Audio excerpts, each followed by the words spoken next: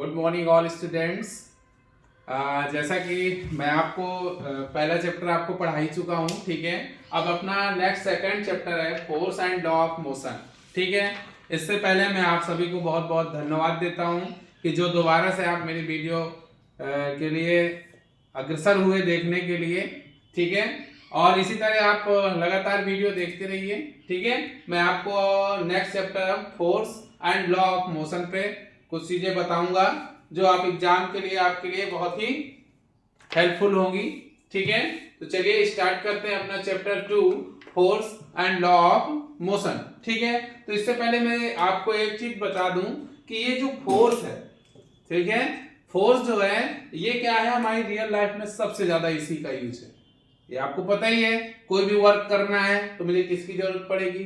Force की। मुझे motion करना है तो किसकी जरूरत पड़ेगी? फोर्स की, ठीक है। तो मुझे हर चीज हर जगह पे मुझे क्या चाहिए?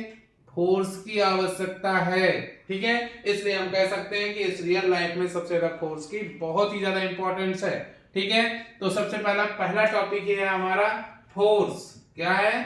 फोर्स। फोर्स है क्या?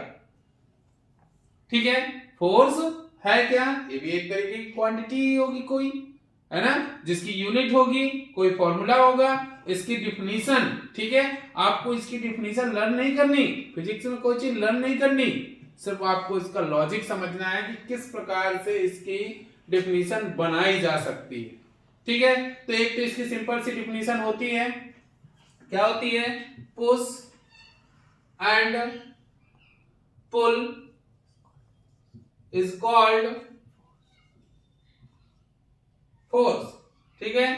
Push and pull in any object is called force. यहां पर आप एनी ऑब्जेक्ट भी लगा सकते हैं, ठीक है, किसी भी ऑब्जेक्ट को, ठीक है। जब हम पुश या पुल करते हैं तो उसको हम क्या कहते हैं? फोर्स कहते हैं। ये तो लर्न करने वाली साइंस की लैंग्वेज में आपकी डिफिनीशन हो गई, ठीक है। आपको पता है कि जो फोर्स का फॉर्मूला होता है, फोर्स इज इक्वल टू क्या होता है?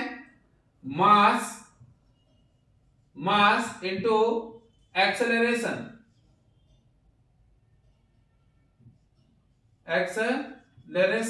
ठीक है। मास इनटू एक्सेलरेशन, ठीक है। ये क्या होता है? फोर्स का फॉर्मूला होता है। यानी हम इसको शॉर्ट फॉर्म में देखें तो F is equal to M into A, यानी फोर्स जो है मास और एक्सेलरेशन के प्रोडक्ट से बनता है। यानी कि जिस ऑब्जेक्ट का मास जितना ज्यादा होगा उतना ही ज्यादा क्या होगा? उसमें फोर्स लगेगा। Clear? Is the force is directly proportional to the mass. Clear हुआ? तो यहां पर हम देखें तो इसकी डिफिनीशन बनाएं तो the product of mass and acceleration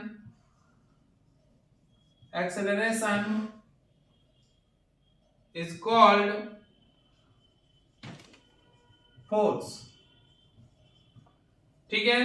तो हम कह सकते हैं कि द प्रोडक्ट ऑफ, जब आपको डिफिनीशन लर्न नहीं है, push and pull is called force नहीं लर्न है, तो आप डायरेक्ट याद कर सकते हैं फॉर्मूले से। आपको फॉर्मूला तो लर्न है, F is equal to M into A. तो दो यहां पर क्या हुआ है? प्रोडक्ट हुआ है, दोनों का प्रोडक्ट हुआ है, तो लिख सकते हैं the product of mass and acceleration is called force. Clear? अब इसकी यूनिट कैसे बनाएंगे? तो इसकी यूनिट क्या होती है? यूनिट ऑफ फोर्स, ठीक है। हमें क्या करनी है? फोर्स की यूनिट बतानी है। तो इसी फॉर्मूले का यूज करके हम इसकी यूनिट भी बना लेंगे, ठीक है। कैसे? मास की यूनिट क्या होती है? केजी, ठीक। एक्सेलरेशन की यूनिट क्या होती है? मीटर पर सेकंड स्क्वायर। तो केजी मीटर पर सेकंड स्क्वायर किसकी यूनिट हो जाएगी? फोर्स की। क्लियर? तो आप ये यूनिट बना सकते हैं। और ये यूनिट कैसे है? एमकेएस यूनिट है, ठीक है। कैसी यूनिट है? एमकेएस। और एसआई यूनिट की बात करें, स्टैंडर्ड यूनिट, इंटरनेशनल जिसे बोलते हैं, ठीक है। तो एसआई यूनिट जो होती है इसकी न्यूटन होती है। क्या होती है? न्यूटन। क्लियर? तो एसआई यूनिट न्यूटन होती है और इसकी एमकेएस यूनिट जो होती है वो केजी मीटर पर सेकंड स्क्वायर। एमकेएस का मतलब तो समझते ही हैं आप, ठीक है। तो जब वो सिस्टम आएगा तो उसमें उसको एक्सप्लेन कर देंगे, नहीं तो एमकेएस का कोई एमकेएस, एम मतलब मीटर, ठीक है, के मतलब किलोग्राम, एस मतलब सेकंड, जो मीटर किलोग्राम और सेकंड के फॉर्म में लिखी जाती हैं यूनिट, उस यूनिटों को हम क्या कहते हैं, एमकेएस यूनिट कहते हैं। ओके, अब नेक्स्ट टॉपिक है आपका, ठीक है, इफेक्ट ऑफ फोर्स। क्या है, इफेक्ट ऑफ फोर्स, किन किन चीजों में इफेक्ट पड़ता है फोर्स का, ठीक है। तो हम देखेंगे कि किन किन चीजों में हमें इफेक्ट डाला फोर्स ने, कौन सी चीज की वजह, फोर्स की वजह से कौन सी चीज क्या होती है, चेंज हो जाती है। इफेक्ट तो उसी को कहेंगे, किसी और को तो कहेंगे ही नहीं, ठीक है। तो यहां पर देखते हैं हम, पुश और पुल तो आपको समझ में आ ही गया होगा कि पुश और पुल है क्या, ठीक है ना। पुश, पुश मींस क्या होता है तो जानते ही हो, पुश पुश, ठीक है, पुश कर दिया, ढकेल दिया, ठीक है, पुल खींच लिया बाहर की ओर, है ना, पुश माने ढकेलना, ठीक। तो ये चीज तो आपको समझ में आ गई है। तो जो भी चीज इनमें पुश या पुल किया जाएगा तो वहां पर किसकी आवश्यकता होती है, फोर्स की, इसलिए डिफिनीशन में उस ऐसे वर्डों का यूज कर लिया गया और इससे हमें डिफिनीशन मिल गई फोर्स की, ठीक है। अब दूसरा है इफेक्ट ऑफ फोर्स, दूसरा टॉपिक है effect of force. Effect of force है क्या, ठीक है। इफेक्ट ऑफ फोर्स, जिन जिन चीजों में फोर्स इफेक्ट डालता है, तो सबसे पहले किस पर डालता है, शेप एंड साइज पर, शेप एंड साइज। शेप और साइज पर फोर्स किस प्रकार से इफेक्ट डालता है, ठीक है। जैसे कोई ऑब्जेक्ट है, ठीक है, मैंने इसके दोनों साइड से फोर्स लगाया, दोनों साइड से फोर्स लगा दिया, F1 और F2, तो अब इसका शेप क्या हो जाएगा, चिपटा हो जाएगा, कुछ इस प्रकार का, है ना। तो यानी इसके शेप में क्या हो गया, चेंज आ गया, इसके साइज में क्या हो गया, चेंज आ गया। इसको हम क्या कहेंगे, शेप एंड साइज में चेंज आया, किसकी वजह से, फोर्स की वजह से, इसलिए क्या है, इफेक्ट ऑफ फोर्स का एक पार्ट है, ठीक है। फिर दूसरा होता है डायरेक्शन। दूसरा क्या होता है, डायरेक्शन। फोर्स जो है डायरेक्शन पर भी इफेक्ट डालता है। जैसे क्रिकेट की बॉल यहां से फेंकी गई, बॉल इस डायरेक्शन में जा रही थी, ठीक है, बैट्समैन ने, ये बैट्समैन है हमारे, ठीक है, बैट्समैन ने अपने बल्ले से इस बॉल को मारा तो ये 6 की ओर जाने लगी, इस साइड को। डायरेक्शन किधर थी, इधर को, अब डायरेक्शन किधर है, इधर को, ठीक है। डायरेक्शन पहले बॉल की बैट्समैन की तरफ जा रही थी, जब उसने बल्ले से ऐसे मारा तो वो बल्ले की वजह से जैसे ही बल्ले में टकराई बॉल तो डायरेक्शन उसकी किधर को हो गई, जिधर को बल्ला मूव किया था, ठीक है ना। तो इससे क्या हो गया, फोर्स की वजह से उस बॉल की डायरेक्शन भी क्या हो गई, चेंज हो गई। तो हम फोर्स के द्वारा ये कह सकते हैं कि डायरेक्शन को भी क्या कर सकते हैं, चेंज कर सकते हैं, क्लियर। तो इफेक्ट ऑफ फोर्स जो है हमारा एक डायरेक्शन पर भी डालता है फोर्स इफेक्ट, ठीक। थर्ड क्या है, थर्ड है स्पीड या वेलोसिटी। स्पीड पर भी क्या करता है, ये इफेक्ट डालता है। अब स्पीड है क्या, ठीक है, स्पीड में कैसे, जैसे कोई भी ऑब्जेक्ट, ठीक है, ये साइकिल है, ये साइकिल है आपकी, ठीक है, ये साइकिल बन गई भाई आपकी, बहुत बेहतरीन साइकिल है, ये साइकिल है, इस पे भाई साहब चले जा रहे हैं चलाते हुए, ठीक। अब पीछे एक आदमी खड़ा है, ठीक है, ये खड़े हैं आदमी, एक भाई साहब हमारे, इन्होंने इसको साइकिल को पकड़ के पीछे की ओर खींच लिया। ये कुछ स्पीड से चल रहे थे, कुछ स्पीड से चल रहे थे, एनी स्पीड, ठीक। इन्होंने पीछे से खींच लिया तो साइकिल क्या हो गई, धीमी हो गई या तो फिर रुक जाएगी, धीमी हो जाएगी या तो फिर रुक जाएगी साइकिल। और जब रुक जाएगी तो यानी स्पीड में क्या आ गया, चेंज आ गया। और किसकी वजह से चेंज आया, इस फोर्स की वजह से जो इन भाई साहब ने लगाया था। क्लियर। तो ये फोर्स जो लगाया था, तो इस फोर्स की वजह से इसकी स्पीड में चेंज आया, इसलिए एक पार्ट क्या है, इफेक्ट ऑफ फोर्स का ये क्या है, एक पार्ट है। क्लियर हुआ, ठीक है। अब तो इफेक्ट ऑफ फोर्स समझ में आ ही गया होगा, ठीक है। अब देखिए थर्ड है आपका टाइप्स ऑफ फोर्स। क्या है, टाइप्स ऑफ फोर्स, ठीक है। अब फोर्स के क्या टाइप होंगे, ठीक। फोर्स के तो बहुत सारे टाइप हैं, पर हम दो मेन देखेंगे पहले। कौन से दो मेन हैं, ठीक है। बैलेंस फोर्स और दूसरा है अनबैलेंस फोर्स। अनबैलेंस फोर्स, ठीक है।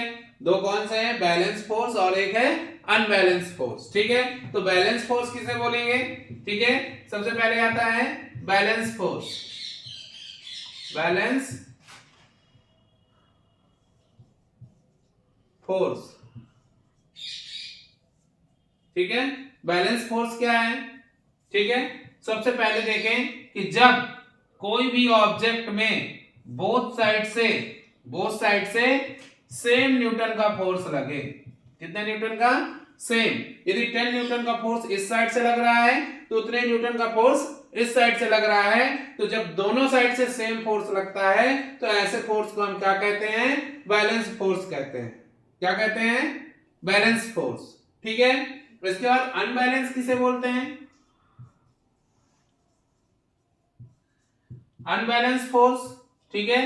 तो अनबैलेंस फोर्स हम उन फोर्स को बोलते हैं जब एक साइड से ज्यादा फोर्स लगे और दूसरे साइड से कम फोर्स लगे। मान लीजिए इधर 10 न्यूटन का है तो इधर 20 न्यूटन का फोर्स लगा है, यानी बोथ साइड डिफरेंट जब फोर्स लगता है तो ऐसे फोर्स को हम क्या कहते हैं, अनबैलेंस फोर्स कहते हैं, ठीक। इसी प्रकार से बताया गया, ठीक है, कि कोई भी ऑब्जेक्ट यदि रेस्ट में है तो वो रेस्ट में ही रहेगा, यदि वो मोशन में है तो वो मोशन में ही रहेगा, जब तक उस पर कोई एक्सटर्नल फोर्स ना लगाया जाए, ठीक है। पर एक साइंटिस्ट थे हमारे जिनको हम बोलते हैं गैलीलियो। क्या नाम था, गैलीलियो नाम था। गैलीलियो नाम के साइंटिस्ट थे हमारे।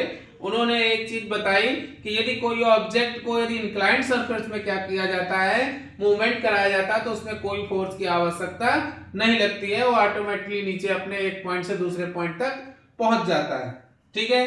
पर न्यूटन ने अपने 3 लॉ दिए इसमें। कितने लॉ दिए मोशन के लिए, 3 लॉ दिए थे। कितने दिए थे, 3। तो फर्स्ट लॉ क्या था उनका, फर्स्ट लॉ उन्होंने इनर्शिया पे दिया था, ठीक है। पर इससे पहले इनर्शिया क्या है, ठीक है, इनर्शिया बाद में समझेंगे। पहले हम देखते हैं Newton first law. Newton's first law, ठीक है।